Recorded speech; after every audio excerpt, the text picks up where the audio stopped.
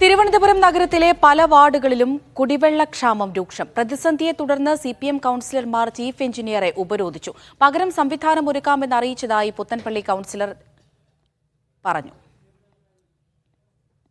Water authority Chenthitta ഭാഗത്ത് വലിയശാല വാർഡിന്റെ ഭാഗത്ത് railway line വീതി കൂട്ടുന്നതിന്റെ ഭാഗമായി വാട്ടർ അതോറിറ്റിയോടുകൂടി ആവശ്യപ്പെട്ടതിന്റെ അടിസ്ഥാനത്തിലാണ് പൈപ്പ് ലൈൻ ക്ലോസ് ചെയ്തുകൊണ്ട് പുതിയ പൈപ്പ് ലൈൻ ഇടുന്നതിന്റെ ഭാഗമായിട്ടുള്ള വർക്കാണ് വാട്ടർ അതോറിറ്റി ഏറ്റെടുത്തത്.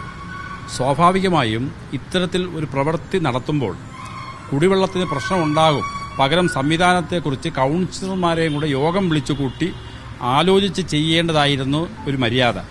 സിയുടെ ഉറപ്പെന്ന് പറയുന്നത് ഇന്ന് രാത്രി കൊണ്ട് പരമാവധി ജോലിക്കാരെ കൂടുതൽ ഇറക്കി പണി പൂർത്തീകരിക്കാമെന്നും എത്രയും പെട്ടെന്ന് വാട്ടർ ടാങ്കുകൾ ലഭ്യമാക്കി ഞങ്ങളുടെയൊക്കെ വാർഡുകളിൽ കുടിവെള്ളം എത്തിക്കാമെന്നുമുള്ള ഉറപ്പ് നൽകി MD-യുമായിട്ടും കൂടി സംസാരിച്ചു.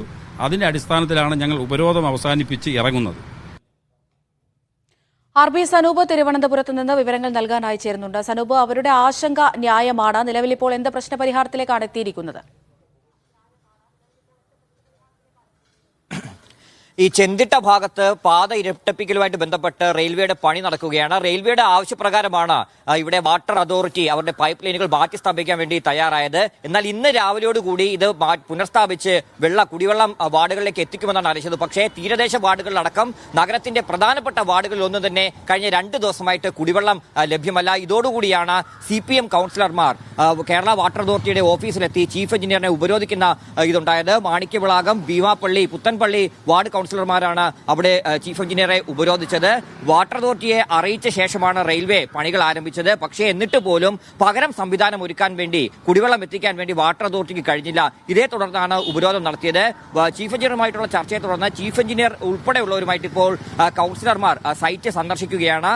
കൂടുതൽ തൊഴിലാളികളെ നിയോഗിച്ചുകൊണ്ട് ഈ പണി എത്രയും വേഗം പൂർത്തിയാക്കാമെന്നാണ് കൌൺസിലർമാർക്ക് ഉറപ്പ് കൊടുത്തിട്ടുള്ളത്.